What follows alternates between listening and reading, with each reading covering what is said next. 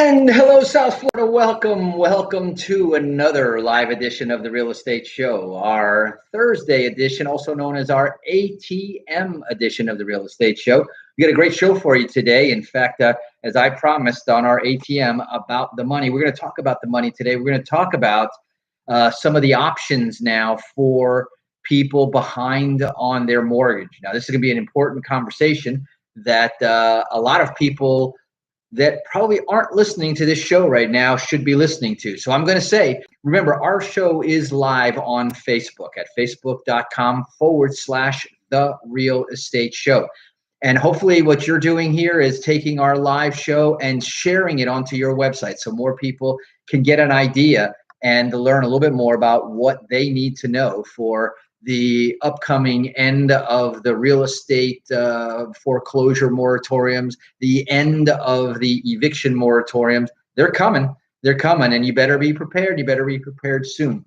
But first of all, let's take care of a little bit of housekeeping here on the Real Estate Show. Remember, we are the Real Estate Show, America's longest running daily radio show, South Florida's #1 radio show here, now in its 22nd consecutive uninterrupted years. Through good times and through bad times, the Real Estate Show has been a guiding light, a beacon, guardrails along the road to make sure that our investors follow the simple and safe approach to investment real estate. All of the information that we talk about that's good for investors is also great advice and good information for homeowners. So whether it's your first home or your 21st home, the Real Estate Show should be your regular stop. 5 by 5 by 5. What do I mean by that?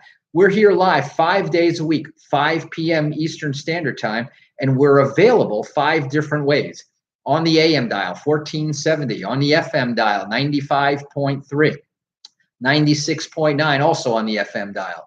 On the apps, you can take us with you on the go, whether it's on a long walk on the beach or a long drive in the car. Take us with you. All you have to do is download one of the free apps, the TuneIn app, the radio.com app, the iHeartRadio app, the Spreaker app. Those are just a few that I can name off the top of my head. But all of them, all you have to do is search for WWNN, all part of the Money Talk Radio network. Money Talk Radio, WWNN 1470. It'll take you right there as long as you're right here at 5 o'clock. So that's the fourth different way. Then you can, it's the third way. The fourth way is our website at automaticlandlord.com. You'll never go wrong going to automaticlandlord.com. Why? You can listen to us live at 5. You can also listen to the rebroadcast. So if you happen to come late, miss a date, you can always go to automaticlandlord.com, go to the top of the page. You can click on the Real Estate Show, and you'll give you the options to listen live if you're at 5, or you can listen to all of our shows, and it's 5 times 5 all the way back for a number of years. And the fifth and final way, as I mentioned earlier, we're live on Facebook. So you can catch us there on Facebook. Now, if you miss us 5 days a week at 5 on any one of those 5 ways, you can also all catch us on the weekends on our Sunday night Real Estate Show Marathon, where we replay the entire week starting at 9 p.m. all the way through, so you can get your daily dose or your mega dose of real estate on there. Anyway, I also want to talk a little bit about the workshops that we have. Now, this weekend, because of our international conference for one of the companies that we partner with here, which will be Friday, Saturday, Sunday, we're not having the big table this Thursday. We're bringing it back next Thursday. So those of you who texted, well, you're getting a second text with the modification of the date. But if you're interested, here's a number that you want to plug into your phone and save it, because this is the Real Estate Show Smart Text line. And via this text line, you can get a lot of information, all of it absolutely for free, but you can get it digitally coming right to your phone. You just have to type in, for example, big table to 561-861-2366. You can also type some of the other keywords if you want information on credit and how to build credit or fix credit. The word credit, 561-861-2366.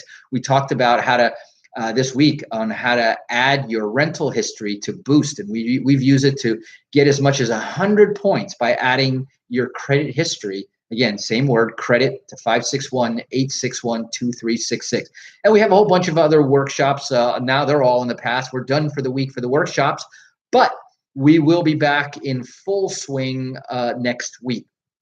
And so what I want to talk about right now, and that is the options that people are going to be able to look at and study right now, because when those moratoriums lift, it is not going to be about studying anymore, but you're going to have to do something.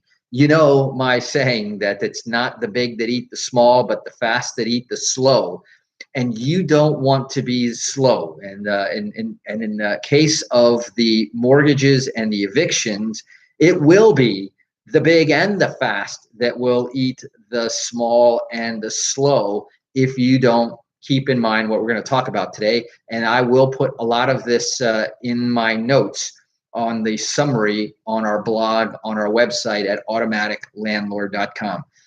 But so what's the first and most obvious option if someone who has been affected by the pandemic, fallen behind on a payment or two, or even jumped into the forbearance, which is the offer that a lot of lenders, in fact, some of them went out of their way to offer it to their borrowers, which in forbearance is nothing more than a payment break, right? I sometimes call it a payment holiday.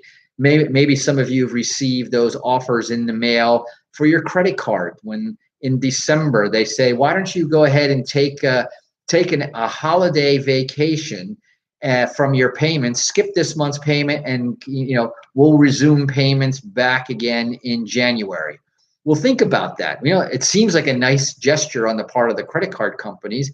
And in many cases, with all the Christmas shopping and the holiday shopping, maybe you could use the extra few dollars to buy an extra few presents. But remember, all those extra purchases plus the interest that you didn't pay with that holiday payment all gets added into the balance, and now you're paying interest on the interest. So don't believe that this was a kind holiday spirit gesture from the lenders. They figured out that they could make a whole bunch of extra money in December by giving you this payment holiday. So if you're wondering, why did my lender ask me? I wasn't late and I didn't ask for the forbearance. Why did they give it to me? Well, I just gave you one of the answers. Obviously, they want good press that they were out there taking care of their borrowers out there. But let's just now talk about the imminent event that's going to happen, and that is that they will have to eventually lift these artificial, because they can't wipe out contracts, they can't wipe out leases, and they're certainly, with the bank lobbies that we have in this country, not going to wipe out mortgages, no matter who's in power or what political party is in place. So the day of reckoning will come, and now option number one, okay, and here's the rule of every mortgage. I said you could throw out the 14 or 24 pages that your mortgage document was. It all boils down to two words. Make it three: stay and pay, or make it four words: you pay, you stay. Make it longer: you don't pay, you don't stay. And so option number one, of course, is to just get right back on track and catch up your payments. You pay and you stay. That's the easiest one. It's the best one if you can do this, because obviously now you have the stability. You've never violated the contract. And a mortgage is really one of those contracts that it's yours to mess up. Once the bank has lent you the money to buy the house, you signed it and agreed it, and you've started making the payments. It really will only end upon one of two scenarios. One is that you pay it all the way off, and then the contract ceases to exist because it's been completed. Or number two, you don't pay, in which case all that letter, all those pages, was all about how they will have to go about, or how they can go about, using the collateral, the house, in order to pay off as much as possible of the debt. Now, let's keep in mind and keep this in context that we have been now a full 12 months in this pandemic. It's been over 12 months since the World Health Organization declared this a worldwide pandemic, and when the original sort of worldwide freeze of everything, and the mortgage companies allowed the forbearance, which was originally for 3 months, extended another 3 months, and then it seems to be that about every 3 months, or quarterly, they have been extending it. Right now, the deadline is June of 2021. So if you were to step up, catch up the payments, everything would be fine, and you have absolutely nothing to worry about.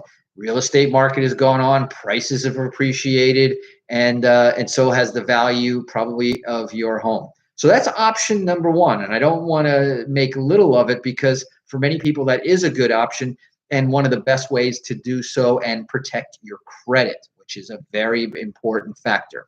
What I'm going to do now is, before I go into the other 5 options that there are, we're going to take a quick break here, a few words from our sponsors, so then we can go on and cover the options that for people who are behind on their mortgages, what they can do in order to get back, or and out of trouble, really, which is the bottom line.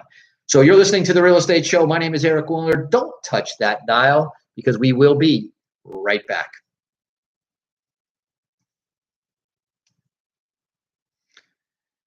Woo! John Tesserin, how do you like that? 1 minute we're talking to Brazil, next minute we're here on the radio in Florida. All over the place.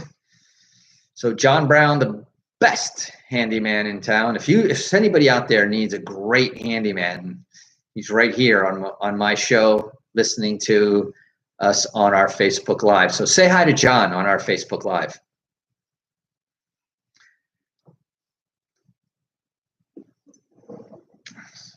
So what's going on out there in the real world today? It's been so busy. Marcelo, there we go. Brazil is in the house.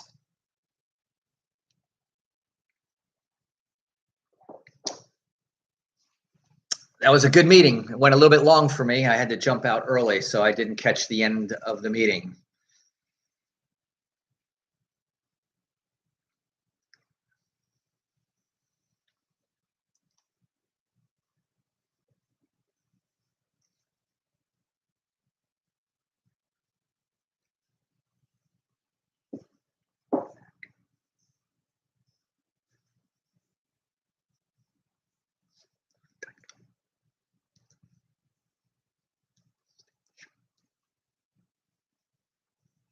I can lip sync my own commercials.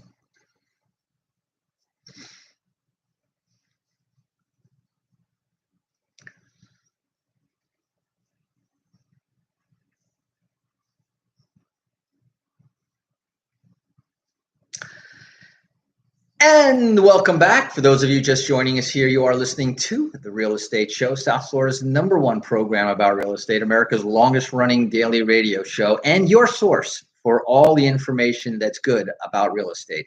We got a lot of great things going on here today, in particular on our About the Money. We're talking about what are the options for those folks on some sort of forbearance or maybe even in foreclosure. But this is the time right now. And I invite you, if you want to have a private one-on-one call about your particular situation, which is, of course, every individual situation is a little bit different, then type the word discovery and text it. Text it to 561-861-2366. We have been helping hundreds of clients over the years.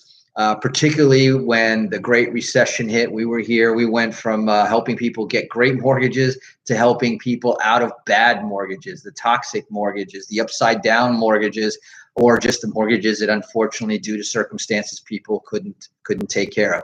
And here we are now, basically 13 years later, And we're in another situation where folks are not able, and a lot of folks, in every economy, no matter what the economy is, whether it's good, bad, or flat, there's always some foreclosures going along. Typically speaking, it's around 1 to 2% of all mortgages are in default at any given time. Now, during times of economic stress, let's just call it, that number can go up 20, 30, 40, 50%. So when we're only talking about it can go from, 2% to 3% or 4%. Well, back in the Great Recession, we saw that number hit a lot higher than that. In fact, it was more than double that. And while those percentage-wise may not seem like a lot, it's a lot in terms of volume. So much so that for a while the banks couldn't even keep up with people, and people were wondering, why is it that someone doesn't make a payment and the bank doesn't even call them or come after them for a number of months? Let me just tell you one thing, that the banks are a lot smarter. They've been through it once before. That was a first in those terms. So today, don't think that the banks are going to take 6 months, 2 years of just simply not even bothering you for a payment. And that's why today's show is so important. So we talked about option number one, of course, is to stay and pay as agreed. Option number two is, and this happened a lot back in 2008, is if someone hasn't been paying for a whole year. So now you can imagine that especially if they had recently bought the house or they had financed it to a very high percentage of the house. In other words, they had a 95 or 97% mortgage, a veteran's mortgage, 100% mortgage, and then they didn't pay for a year. Now you're talking, if the typical payment is about 1% of the market value, now we're talking about adding 12% on top of the 100%. The properties may not have appreciated that much, or in some cases, and just be careful, if when the moratoriums come along and there is a volume of properties that go into foreclosure, you could see a dip in the market, in which case another reason why property mortgage balances may be higher than the value. So option number two is a short sale. Now, this is not one of most borrowers' favorite things to do because it means moving and leaving, but it's a way of getting out gracefully and if done correctly. And that's why I say this is the kind of conversation you want to have now. Again, discovery to our text line, 561-861-2366. If you want to have a private, one-on-one, complimentary, confidential conversation about your case. But a short sale is when the bank forgives. And that's what we always aim to do, is to not just sell the property, but to forgive any deficiencies or shortages or additional expenses, lawyer fees, etc., that by doing an organized transfer, by selling the property to somebody else, and making a kind of a clean exit, the bank will oftentimes write off the loss. They'll take the write-off on their taxes, and then you get to move on and go on to the next stage in life. And if done correctly, you can recover your credit fairly quickly, 6 months or so. We can have your credit right back up where it was before all the problems started. Second or third option, and these are not in particularly in order, but we saw a lot of this back in 2008 and 2009, where someone just simply walked away. You heard about the zombie foreclosures, where the house just all of a sudden it's abandoned and it was a ghost tenant. Well, this has not only more serious ramifications to your credit, but also has some tax implications to your financial situation as well. So this is the one I recommend the second lease. Notice I said the second lease. This is one that you want to talk to us, because we can avoid both of those problems that I talked to you about. Don't walk away. Type in the word discovery to the text number, and I'll give it out one more time before the end of the show. The fourth way, okay, and this is probably, I would say, my second best. One is pay and stay. Number two is to go for a refinance. Now, with some special treatment and some special, let's call it maneuvers that you'll have to do. And I'll explain more about that probably in another show. But the idea is to refinance your current mortgage and either lump all in if the equity is sufficient. So there's a bunch of conditions that are in there. If you have the ability to pay, lenders may come back to you and give you that option. Another way is what they call a deed in lieu. Now, this is kind of like walking away, but this is walking away in a proper fashion. What this is basically you're telling the lender, listen, I don't have any equity, I don't have the ability to pay, and I'll make a deal with you. I will give you my deed if you will let me go. And so I'll give you the deed instead of foreclosure, because foreclosure is the worst. It is and walking away is almost a functional equivalent of a foreclosure, and that's why I say this is the second worst. Then we have finally the fifth way is what we call a loan modification. Now I'm going to come back and talk a little bit about foreclosure, loan modification, short sale, what these three different things are and how they're actually related. And so this is why this conversation is so beneficial. But a loan modification is where the lender will come back to you and say, listen, we need to go through the loan process all over again. This is why a loan modification and a purchase are very similar in that they will ask you for your most recent pay stubs, if you're self-employed, 2 years tax returns, W-2s, bank statements, and all the things that you needed to verify in order to prove that you could apply and qualify for a mortgage, similar in a refinance. But on a modification, what they're going to do is they're going to look at the situation. They're going to look at you had a hardship. They're going to look at the value of the property and realize that it's probably in everybody's best interest and less attorney's fees, less wear and tear of an abandoned foreclosed property, then that it is now a good idea to go ahead and modify the loan.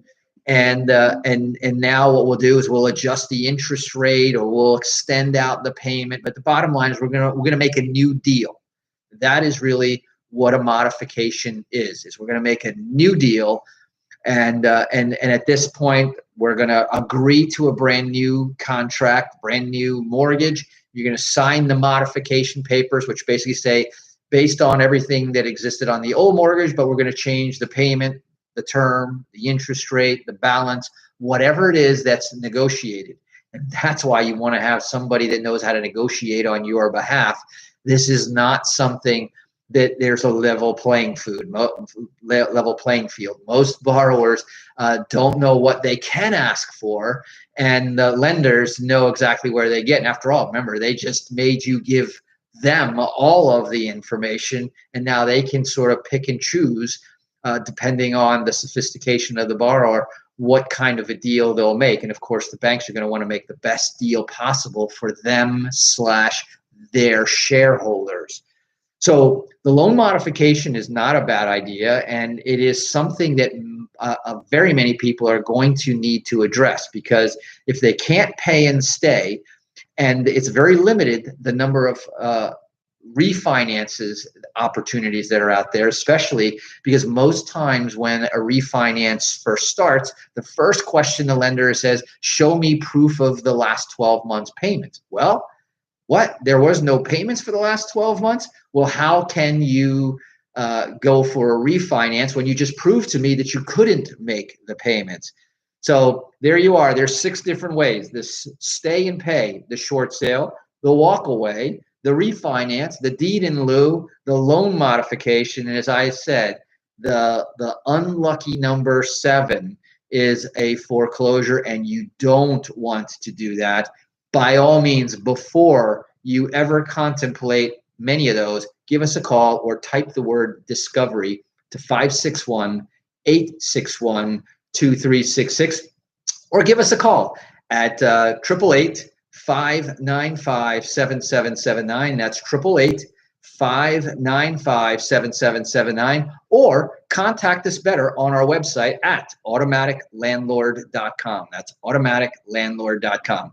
Well, that's it for today's show. We've got another great show for you coming again tomorrow, same place, same time. So until then, this is Eric Woolner, your host, signing off. Until then, drive safe, wash those hands, and make it a great day. Bye-bye.